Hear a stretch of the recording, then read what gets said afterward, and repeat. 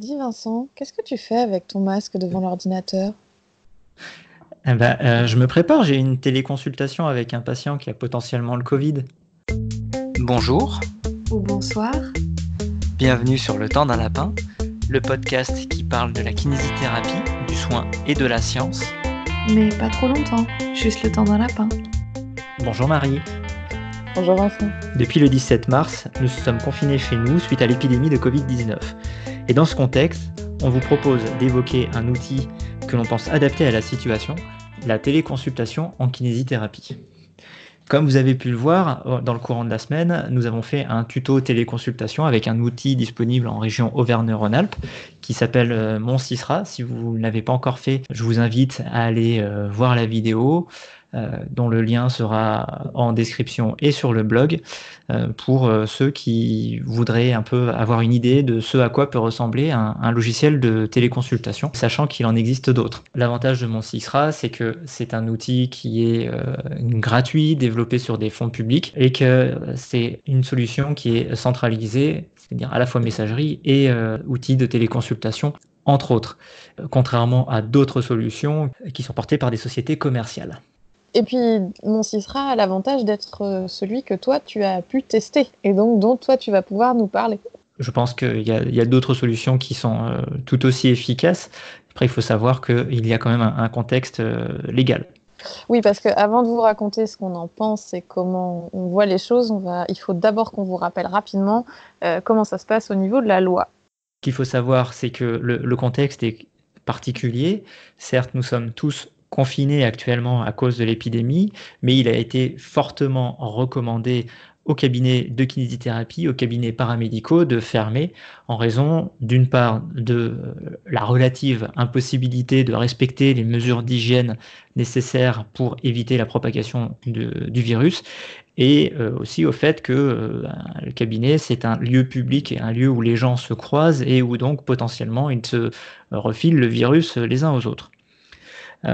Consigne a été donnée de restreindre les prises en charge aux soins qui sont urgents et vitaux, c'est-à-dire ceux qui, s'ils ne sont pas dispensés, peuvent amener soit à une aggravation de l'état du patient engageant son pronostic vital, soit une aggravation ou un risque d'hospitalisation derrière. Et une perte de chance potentielle sur l'autonomie aussi. La conséquence de tout ça, c'est qu'on a beaucoup de patients dont les soins n'étaient pas urgents ni vitaux qui se sont retrouvés sans prise en charge, lâchés dans la nature, qu'on a tous appelés en début de semaine dernière pour leur dire le cabinet ferme. On vous rappelle dès qu'on a de plus amples informations. Le cadre légal actuellement pour les kinésithérapeutes, il est assez simple. Les kinésithérapeutes n'ont pas le droit de faire de la téléconsultation pour tout ce qui est du ressort de la pathologie. C'est-à-dire que vous avez un lumbago, vous faites une entorse de cheville, vous avez une tendinopathie, le kiné ne peut pas vous faire une téléconsultation. La téléconsultation actuellement est réservée aux médecins et vient d'être ouverte par un arrêté du 19 mars à d'autres professionnels de santé que sont les sages-femmes et les infirmiers dans un cadre précis. Pour les sages-femmes, les femmes enceintes étant considérées comme sujets à risque vis-à-vis de l'infection, le législateur a décidé de les autoriser à faire le suivi de grossesse à distance. Concernant les infirmiers, il s'agit plutôt d'un télésuivi, c'est-à-dire que les patients porteurs du virus diagnostiqués ou bien sortant d'hospitalisation vont bénéficier d'un suivi et ce suivi peut être fait à distance par l'intermédiaire soit du téléphone, soit de la vidéotransmission comme c'est dit dans le texte, pour s'assurer que le patient va bien et à la rigueur éviter au maximum le contact entre le patient potentiellement contagieux et tout professionnel de santé. Parce que le professionnel de santé, s'il visite d'autres patients, l'objectif c'est pas de le transformer en vecteur de la maladie. Il faut penser encore à deux choses. La première, c'est que le code de déontologie, actuellement, ne prévoit pas la téléconsultation. Et il précise dans l'article 98 que l'avis ou le conseil dispensé par téléphone ou par correspondance ne donne lieu à aucun honoraire. Donc, on peut éventuellement donner des conseils, mais on ne peut pas recevoir d'honoraires pour ça. La différence entre le conseil et le soin, c'est que le conseil sort d'un cadre pathologique. C'est-à-dire que si par exemple vous avez un coureur à pied qui vous interroge sur comment est-ce qu'il pourrait faire pour avoir un peu moins de courbatures et il ne décrit pas de lien avec une pathologie. Là, on est dans le conseil. Et là, c'est quelque chose auquel on pourrait facturer une prestation de prévention, d'information, de conseil en santé. Tu viens pas de dire l'inverse, que le code de déonto dit qu'on peut le donner, mais qu'il ne peut pas donner lieu à facturation? Si le patient vient au cabinet, Ouais. tu peux faire une prestation de conseil. D'accord. C'est-à-dire que Mais dans tous les cas, au téléphone, tu peux rien faire payer. Tu peux juste faire une prestation de conseil en dehors du cadre pathologique, mais ne rien faire payer. Exactement. De la même façon, si tu lui envoies un programme d'exercice par mail, c'est de la correspondance. Le code de déontologie prévoit que tu ne dois pas facturer cette prestation.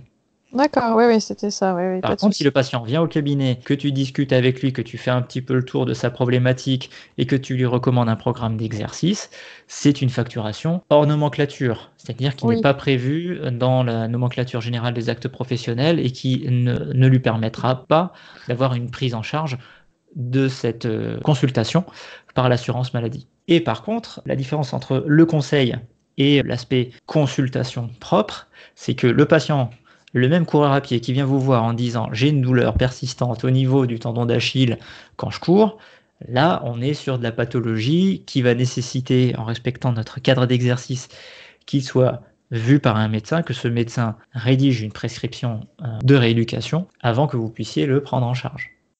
Donc, considérant ce cadre légal et ce contexte qui est vraiment particulier, malgré tout, on a été amené à réaliser de la téléconsultation. Personnellement, la semaine dernière, quand j'ai appelé mes patients pour leur dire qu'on devait fermer le cabinet par mesure de précaution et pour éviter la propagation de la maladie, la plupart m'ont dit ok, on a les exercices, on sait à peu près ce qu'on doit faire, on va continuer de mettre ça en place et puis on verra s'il y a un souci, on te rappelle. D'autres ont clairement évoqué la nécessité pour eux d'avoir un suivi régulier avec deux grands schémas principaux. Le premier, c'est des patients qui avaient eu leur première consultation la semaine précédente, avec lesquels on devait refaire une évaluation de la prise en charge qui avait été proposée. Et de l'autre côté, ceux qui ont des difficultés organisationnelles ou de motivation ou qui ont besoin d'être accompagnés pour pouvoir réaliser leurs exercices. Donc ça, c'est vraiment les deux profils typiques de patients qui avaient besoin de téléconsultation. Et j'ai deux autres patientes qui, elles, se sont faites opérer la semaine précédant le confinement et la fermeture des cabinets et qui ont besoin de ce suivi post-opératoire, mais qui sont suffisamment autonomes pour s'auto-rééduquer. Du coup, tu leur as présenté ça comment ? Je leur ai pas fait la grande introduction comme on vient de vous faire là, mais je leur ai dit qu'actuellement, la téléconsultation, c'est réservé aux médecins, mais que, compte tenu des circonstances, je leur proposais de le faire à titre gracieux. Oui. Pour moi, il est impossible de les abandonner. Le confinement qui nous est annoncé de 15 jours va probablement durer plus longtemps. Dès la semaine dernière, on le savait, quand on voit ce qui se passe en Italie. Donc pour moi, il n'était pas envisageable de les laisser partir comme ça dans la nature sans rien leur proposer. À minima un programme d'exercice et au mieux un télésuivi. Et du coup, tu t'es lancé là-dedans. Comment ça s'est passé alors ? Comment ça se passe pour toi ? Qu'est-ce que tu en penses ? J'avais la chance que ce soit pas une première pour moi. C'est-à-dire que j'ai déjà réalisé une téléconsultation auparavant. Ouais. J'en ai déjà fait plusieurs même, pas sur des patients vus au cabinet, mais avec d'autres personnes. Et du coup, j'avais déjà pu défricher une partie des embûches, des difficultés liées à la téléconsultation. Donc ça a été assez facilement transposable, d'autant que j'ai une prise en charge qui est très orientée sur l'écoute, les exercices et assez peu sur un travail manuel, et que je sois physiquement présent ou de l'autre côté de la caméra ne change pas non plus énormément la donne. Et tes patients, ils en pensent quoi ? Tu as eu des retours ? J'ai des retours qui sont, je vais pas dire dithyrambiques, mais les gens sont plutôt satisfaits. Ils sont contents parce qu'ils ne se retrouvent pas livrés à eux-mêmes. Certains avaient manifesté spontanément cette demande d'être appelés. Du coup, l'ajout de la vidéo est un plus pour eux. Ils sont contents de ne pas avoir qu'un appel, mais d'avoir en plus la vidéo, le suivi, la correction des exercices s'il y a un défaut de réalisation ou de pouvoir le faire ensemble, parce qu'il y a aussi le côté motivation de voir le kiné qui réalise les exercices. Oui, parce que ça peut être un frein. Moi, j'ai fait quelques téléconsultations, mais sans vidéo, pratiquement, ou certaines uniquement par message pour donner un second avis à certaines personnes que je connaissais qui n'étaient pas toutes proches et qui, du coup, partaient du principe que de toute façon, elles n'allaient avoir que ça de moi. C'est-à-dire que quand tu démarres, mais je pense notamment à Marine, dont on a parlé dans l'épisode 6 du temps d'un lapin, quand de toute façon tu sais qu'il n'y a que de l'échange et que des exercices à faire ou à recevoir, le patient est préparé. Il a des attentes qui sont spécifiques à la téléconsultation. Hors de ce contexte-là, moi j'imagine que c'est pas évident pour certains, parce que ça m'est déjà arrivé, qui me disent non mais je préfère aller voir une vraie personne en vrai. Et puis surtout non mais parce que vous avez besoin de toucher et vous avez besoin de manipuler. Et c'est vrai que les rares fois où moi j'ai pu le faire avec des gens qui savaient que le fait de toucher ou de manipuler n'était pas une option, ça a amené quelque chose de complètement différent. J'imagine que là, dans ce contexte-là, les gens s'attendaient à ne rien avoir et non seulement ils t'ont pas que au téléphone, mais ils t'ont en plus en vidéo, ils peuvent te voir faire les exercices. Donc c'est tellement mieux que ce qu'ils avaient envisagé qu'ils doivent effectivement être contents. C'est sûr. Et puis pour moi, la téléconsultation m'oblige à me passer de certains outils dont j'ai parfois du mal à me passer en présentiel, hein, notamment tout ce qui est manuel, tout ce qui est massage, tout ce qui est de l'ordre de répondre aux attentes d'un patient qui pense que c'est ça qui va lui faire du bien. Comme pour le coup, c'est pas possible, il faut remplir avec autre chose. Et du coup, il y a plein de choses à faire d'autres qui sont potentiellement mieux, et c'est là où c'est intéressant justement. C'est ce que je trouve intéressant dans la téléconsulte, c'est ça, c'est d'aller questionner ces histoires-là par rapport à la palpation, tout ça. Ouais, tout à fait. Ouais, je pense que c'est aussi ça va être un frein à la fois pour que les professionnels s'approprient l'outil, mais aussi pour certains patients qui vont se dire mais pourquoi est-ce que je consulterais un kinésithérapeute à distance ? Que peut faire un kinésithérapeute s'il ne me touche pas ? Et je pense que pour beaucoup de patients, la réponse c'est rien. Et en même temps, là, on est dans un contexte où il faut éviter le contact, il faut éviter la proximité physique et il faut justement trouver d'autres solutions. Moi, je pense qu'on a plein de choses à proposer en dehors du fait de toucher la personne. En termes d'autonomie, il y a quelque chose de... Moi, je l'ai perçu, je ne sais pas si toi, tu le perçois aussi. C'est-à-dire que dans la mesure où tu n'es pas là pour faire les choses à leur place, puisque tu ne peux pas être là en présentiel, eh bien, ils sont obligés de mettre en place certaines stratégies. Et donc, ils sont obligés de participer de manière beaucoup plus active à la rééducation. On en a tous, je pense. J'espère qu'il n'y a pas que moi, des patients qui viennent au cabinet parce qu'en fait, chez eux, ils ne font pas les exercices. Et puis, du coup, ça leur fait une sortie. Et puis, ils viennent une fois, ils sont sûrs de les avoir fait une fois. Et puis, ils sont quand même contents. Et eux, ça leur convient mieux comme ça parce qu'ils ne se sentent pas suffisamment à l'aise pour les faire de leur côté. Là, il n'y a pas la sortie, il y a peut-être la téléconsultation en relais, mais il n'y a pas cette tentation-là. Et du coup, je ne sais pas si toi, tu l'as ressenti parce que tes patients en post-opératoire, je pense qu'il y a des kinés qui trouveraient ça impensable de faire des consultations à distance si tôt après une chirurgie. On nous a formés à être très attachés à prendre des mesures. Donc si on parle surtout du post-op, prendre des mesures de périmètre pour évaluer l'importance de l'hématome ou de l'œdème post-opératoire, de faire des mesures d'amplitude. Cependant, si on s'attache à quelque chose d'autre qui va être la fonction, cette prise de mesure, elle est finalement peut-être pas aussi pertinente. Est-ce que une photo, tout simplement, prise du membre opéré, n'est pas suffisante pour évaluer la progression de cet œdème ou de cet hématome? Je suis sûre que ça existe. Les dispositifs techniques et les applications de mesure, elles se généralisent. Je suis sûre que ça existe. Oui. En post-opératoire, à part chez certains patients où ça peut justifier, pour la plupart, ils vont rarement se retrouver avec un pied qui va faire 3 fois son volume. La différence notable qu'on va mesurer suite à l'amélioration de l'état, c'est un périmètre qui va diminuer de 3 cm. 3 cm sur une photo, qu'est-ce que ça va être ? Ça va être les veines qui deviennent un peu plus apparentes, les tendons qui redeviennent saillants, les reliefs osseux.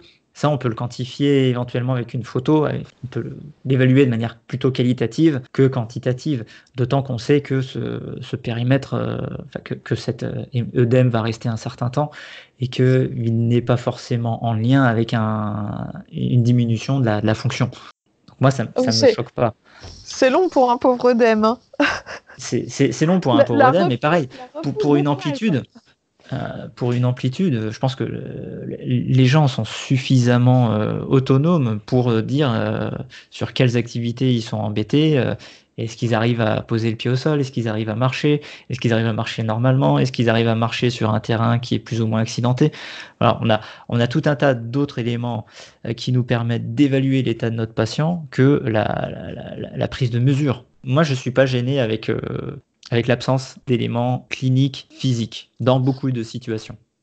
Moi, je me pose des questions parce que pour moi, la question de la quantification du stress mécanique et le fait de l'erreur d'entraînement plus que la pathologie tissulaire elle-même, c'est un prisme dans lequel je suis récemment et j'ai l'impression que tout ou presque fonctionne de cette manière-là dans le musculo-squelettique et que finalement, si on part du principe qu'une douleur est liée à une erreur d'entraînement ou à un entraînement à corriger, et à ce moment-là, effectivement, on peut imaginer se débarrasser de toute la partie manuelle. Et c'est probablement un biais de confirmation chez moi, mais globalement, c'est ce que je pratique beaucoup en ce moment et ça se passe plutôt pas mal. Alors, ceux qui le... Ouais. J'ai un gros problème parce que j'ai un peu, je pense, le même biais que toi. Ouais.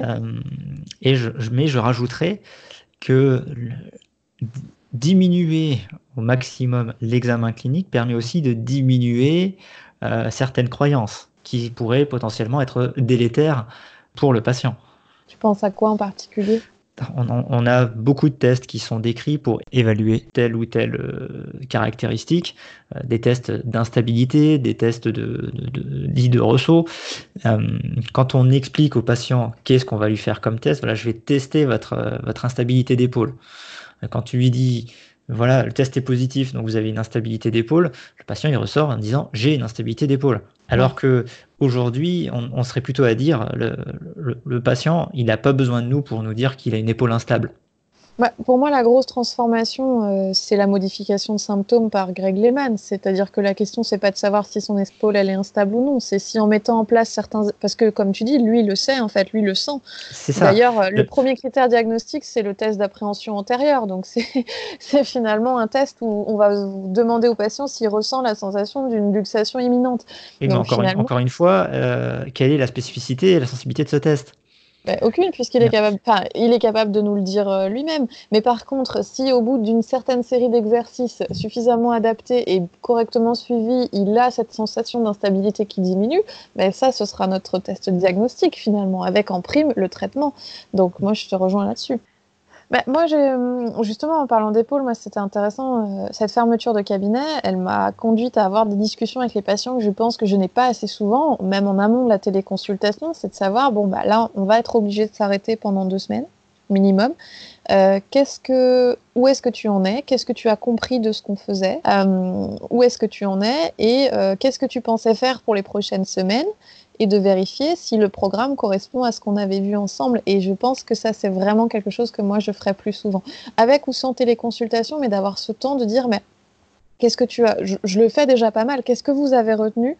Et comment est-ce que vous pensez que vous allez pouvoir gérer la situation vous-même?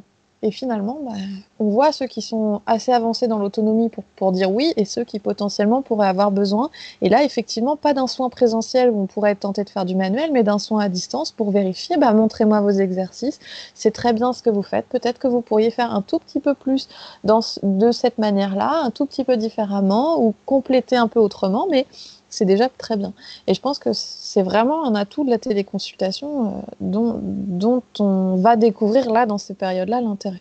Au-delà de cette approche peut-être un peu biaisée qu'on a, Vincent et moi, où on est évidemment, vous en serez douté, favorable à la téléconsultation par rapport à ce qu'elle apporte en termes de questionnement autour de l'intérêt de la palpation, de l'autonomisation du patient, des représentations du patient et des attentes, elle est très opportune par rapport au contexte actuel et elle a un avantage énorme, c'est la question de la sécurité. À toi, Vincent. Le gros avantage actuellement, c'est qu'on a un risque de transmission qui est à peu près de 0 d'un ordinateur à l'autre ou d'un téléphone à l'autre. Donc, on plaisante là-dessus, mais on essaie de sensibiliser les gens aujourd'hui à la nécessité de restreindre au maximum leurs déplacements, leur permettre d'avoir une continuité de leur prise en charge, tout en leur permettant de ne pas sortir de chez eux. Je suis le premier à dire aux gens, sortez, allez dehors, mais pas actuellement. Là, restez chez vous, moins les gens sortiront, moins le confinement durera longtemps. Donc ça leur permet de continuer leur prise en charge, notamment pour ceux chez qui on a détecté qu'il y avait besoin d'avoir un petit peu plus de suivi, de les pousser un petit peu plus, d'avoir cette action de motivation envers eux, pour les aider à continuer leurs exercices, à continuer à rester d'être actifs, surtout dans un contexte où la sédentarité va être favorisée au maximum. Bah, de toute façon, il y a des patients avec qui on met du temps à réussir à leur donner envie de sortir régulièrement, à aller marcher régulièrement. Évidemment, ces patients-là, ils sont très à risque avec le confinement de cesser les activités qu'on avait mis en place ou de ne pas être intéressés par des activités à l'intérieur s'ils avaient pris goût à des activités extérieures. C'est évident. Tout à fait. Et puis, même nous, on est dans cette posture-là. Je ne sais pas ce qu'il en a été pour toi, mais moi, la semaine dernière, j'ai eu une espèce de sidération. J'ai été quasiment incapable d'avoir la moindre activité physique chez moi. J'ai un compte de pas par jour qui est absolument effrayant. Et il m'a fallu un petit peu de temps pour me dire, OK, la situation a changé, il faut que tu te bouges. Il faut développer de nouveaux outils qui ne sont pas des outils avec lesquels on a forcément des affinités. Et puis, faut pas oublier que dans le contexte où on est, avec les émotions intenses que ça procure, on en a parlé dans l'épisode précédent, potentiellement l'ennui, potentiellement l'angoisse, on va avoir des gens qui vont avoir un risque, et la sédentarité, on va avoir des patients qui risquent de voir leur douleur se majorer ou revenir à un état antérieur. Et c'est vrai que je pense que ces patients-là, ils ont besoin de cet accompagnement-là à ce moment-là, d'abord pour les rassurer, parce que oui, vous dormez pas bien, vous avez peur, et puis, oui, vous avez plus mal, mais c'est pas parce que ça s'aggrave ce que vous avez, c'est parce que le contexte est grave. Et faites tel et tel exercice, et peut-être que ça ira mieux, même si vous ne pouvez pas aller marcher, il y a d'autres solutions, il y a d'autres possibilités pour vous aider à ne pas avoir mal, ou en tout cas à canaliser cette douleur dont vous n'avez pas besoin dans ces temps-là. C'est donc un avantage de, par exemple, permettre d'éviter le recours au médecin pour réévaluer l'évolution de cette douleur. Il ne faut pas oublier, quand on parle de sécurité, que énormément de personnes atteintes du Covid-19 sont asymptomatiques ou paucisymptomatiques. Nous avons eu des contacts avec de nombreux patients, des patients potentiellement infectés, donc ce n'est pas que le patient qui est dangereux, c'est nous qui pouvons être dangereux pour le patient. Et dans ce contexte-là, moi je trouve que limiter au maximum les contacts avec les patients uniquement fragiles, ça reste quelque chose qui est de l'ordre du bon sens. Cette téléconsultation, elle a des avantages, mais elle a aussi des inconvénients ou des freins potentiels à son adoption, à la fois par les professionnels et par les patients. Tout le monde n'est pas forcément à l'aise avec l'outil informatique, avec ton smartphone, avec ton ordinateur. Ça peut être problématique d'installer une application, de se connecter à un site web. Pour certaines solutions, entre guillemets, privées, de se créer un compte, ça peut être un frein, ça peut être une barrière à l'adoption de ces dispositifs. Ça, c'est un des premiers inconvénients. Un autre inconvénient qu'on peut voir, c'est que parfois, de temps en temps, il y a des tests physiques qui sont nécessaires. Voilà. Le patient qui va se faire une mauvaise réception, il est en train de descendre ses escaliers parce qu'il veut se faire un peu d'activité physique, il se tord le genou et ça va être compliqué d'évaluer l'intégrité de son ligament croisé antérieur via la caméra, voire même de lui demander de tester. C'est vrai qu'on parle souvent sur le lapin de la question de l'intérêt de la palpation, l'intérêt du diagnostic musculaire par rapport à la contracture notamment, qui peut se discuter.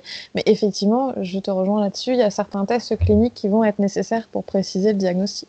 Voilà, les critères d'Ottawa pour savoir s'il faut réaliser une radiographie, notamment pour une entorse de cheville, incluent des critères palpatoires. Donc ceux-là, si on ne les a pas, ça va être un peu compliqué. Une autre difficulté, c'est que comme tout outil qui est nouveau, comme toute technique qu'on découvre, ça demande un temps d'apprentissage.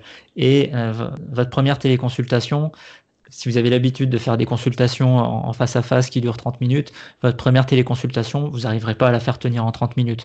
Vous ne serez pas suffisamment organisé, vous n'aurez pas anticipé tout ce qui peut se passer. Hein. Il peut y avoir des aléas techniques de votre côté comme de celui du patient. Vous pouvez avoir un problème de connexion. Vous pouvez avoir besoin de demander au patient de déplacer sa caméra pour que vous puissiez mieux le voir. Vous pouvez aussi avoir besoin que le patient fasse une photo par exemple et pas savoir comment est-ce que lui peut vous envoyer la photo avec l'outil. tout ça, ça demande un apprentissage et ça peut être un frein. Actuellement, on a du temps. On peut éventuellement en profiter pour apprendre à utiliser ces nouveaux outils. Oui, c'est quelque chose qui revient souvent. Il ne faut pas oublier qu'on est tenu par un code de déontologie qui n'a pas forcément été écrit en prévision de situations comme celle-ci, où il y a des questions qui se posent aujourd'hui en termes de respect de la confidentialité obligatoire. Il y a des médecins qui se posent des questions à ce sujet. Comment respecter la confidentialité? Théoriquement, on n'est pas du tout censé téléconsulter via WhatsApp, par exemple. On n'est pas censé envoyer des documents via Gmail non plus. Pour rebondir sur l'aspect légal et les outils qui sont à notre disposition, le ministère de la Santé a fait un recensement des différentes solutions qui existent et qui respectent le RGPD. Et donc, on vous mettra en description pour déjà que vous voyez un petit peu tout ce qui existe et que vous puissiez choisir celle qui est la plus adaptée à votre philosophie et à vos besoins. Marie, est-ce que tu as identifié d'autres freins ? Alors oui, moi je me posais la question parce qu'on en a là on parle d'un contexte où on essaye d'éviter les contacts. Comment est-ce que mon Sisra te permet toi d'enregistrer l'ordonnance du patient du coup? Parce que là on parle d'un dispositif sans facturation, donc sans conventionnement, mais est-ce que tu peux faire des téléconsultations sans ordonnance? Est-ce que tu peux est-ce que tu peux intégrer l'ordonnance dans le dispositif? D'avoir l'ordonnance permettrait déjà de respecter une partie de notre cadre légal. Par contre, aujourd'hui, dans la solution Mon Sisra, il n'existe pas le partage de documents entre le professionnel et le patient. Il faudrait passer par le médecin qui transmet la prescription médicale directement au kinésithérapeute ou au professionnel de santé. Mais d'autres solutions incluent cet outil. D'accord. Ce serait bien qu'on puisse avoir moins besoin d'ordonnance. T'en penses quoi, Vincent ?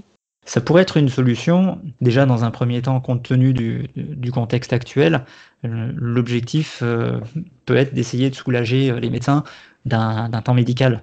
Il y a quand même beaucoup de pathologies, je pense aux affections musculo-squelettiques.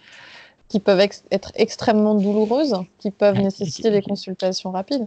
Qui peuvent nécessiter des consultations rapides, effectivement, qui vont nécessiter de la réassurance, qui vont nécessiter des encouragements à essayer de rester actif ou des conseils à rester actif qui sont parfois un peu compliqués à mettre en place dans le contexte de confinement qu'on vit actuellement.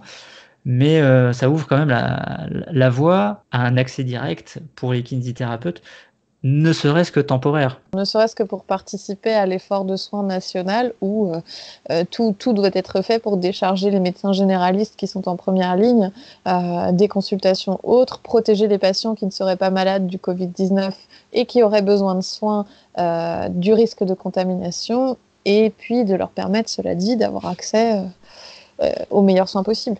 Et éviter aussi d'exposer les médecins à des porteurs sains de la maladie.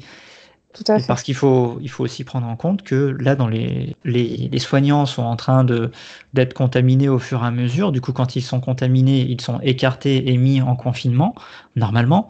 Donc, c'est des soignants qui ne sont pas disponibles. C'est des médecins qui ne peuvent pas remplir leurs consultations. En tout cas, je pense qu'il est temps, et on en appelle vivement aux personnes décisionnaires dans ce sujet, de légaliser la téléconsultation pour les kinésithérapeutes. Je pense qu'on est 90 000 sur le territoire français aujourd'hui, une bonne partie ayant dû fermer son cabinet, laissant une partie de la population douloureuse sans solution ou avec des solutions de soins très peu satisfaisante, si je puis dire. On est tous là, prêts à aider. Je pense qu'il est temps que la situation se débloque. Et puis qu'on nous permette d'apporter des réponses rapides et efficaces dans ce contexte très particulier. Si vous êtes médecin, n'hésitez pas à nous faire remonter si notre raisonnement vous paraît pertinent. Est-ce qu'aujourd'hui, vous pensez qu'il est pertinent de déléguer dans le contexte actuel tout ce qui est prise en charge initiale des pathologies musculo-squelettiques, par exemple, au kinésithérapeute et via téléconsultation, ou est-ce que ça ne vous paraît pas pertinent? Voilà, on est aussi intéressé par votre avis. Est-ce que ça vous permettrait de vous dégager du temps? Est-ce que ce serait une solution qui permettrait de vous aider pour faire face à la vague de travail que vous rencontrez actuellement? pour les consoeurs et les confrères qui nous écoutent, en tout cas, je pense que c'est un outil qui va aller dans le sens des dernières données de la science, qui sont très en faveur de l'activité physique ne nécessitant pas forcément de consultation en présentiel pour une partie des pathologies, ou en tout cas pas systématiquement ou pas sur toute la durée du soin. Je pense que c'est quelque chose qui va être amené à la suite de cette crise à se développer, et il vaudra mieux, je pense, à ce moment-là, en être plutôt que de faire partie de la cohorte qui n'en sera pas. D'autant que si on doit aborder l'aspect scientifique des choses, en plus de l'aspect entre guillemets économique, c'est qu'il a été démontré déjà plusieurs fois que si on compare une prise en charge en téléconsultation et une prise en charge en présentiel, on a grosso modo les mêmes résultats. Il ne faut pas considérer la téléconsultation comme une sous-séance de kinésithérapie, c'est de la kinésithérapie à part entière. Il y a des pays où ça se fait et où ça fonctionne très bien. En tout cas, merci de nous avoir écoutés. Certaines infos sont tirées du webinaire du docteur Jerry Draper-Roddy, dont on vous mettra le lien en description. On vous souhaite de pouvoir prendre soin de vous. Bon courage à tous ceux qui sont actuellement en première ligne. Et on vous dit à très bientôt Sur le temps d'un lapin.